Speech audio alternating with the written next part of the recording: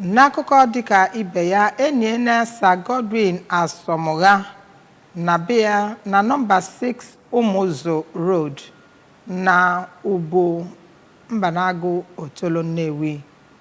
Onye ọlụ anyị nọ na Nnewi na-wetara anyị akụkọ Chimezie Umeno ebe a ma wetara anyị ozi ya.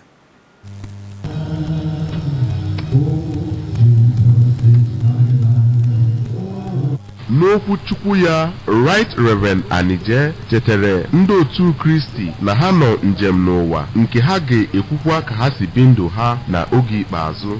Nwa izizi onye a na-eme mmemme akwamozu ya bụ Maazị Okechukwu Asomugha kọwara nna ya dịka onye nwere obi umeani, onye na-enete ndị ọzọ, bụkwara onye biri ndụ ị na-atụkwasị obi ma nwekwa okwukwe n'ebe Chukwu nọ yanakwa okwu ya ka o si dị n'akwụkwọ nsọ. Osote nwa ya izizi na nwoke bụ Maazị Felix Asomugha kọwara nna ya dịka onye ndị mmadụ maara dịka o si nwee nnukwu okwukwe ka o si bi ndụ ya niile, nke o chetara ma kwupụtakwa ọrụ ebube nke Chukwu rụrụ na ndụ nna ya mgbe ọ nọ ndụ, nke gụnyere ime ya ka ọ hụ ụzọ ma gwọkwa ya maka ọya prostate cancer. Ụmụ ya nwaanyị ndị gụnyere Odoziakụ Ngozi Anazodo yanakwa Nwaada Ifeyinwa Asomugha bụ ndị kọwara nna ha dịka onye obi umeala, onye udo, onye nwere ịfụnanya, bụkwara onye na-atụ Chukwu egwu ma bụkwara ezigbo nna na-enete ụmụ ya anya. Mmemme enyimozu ahụ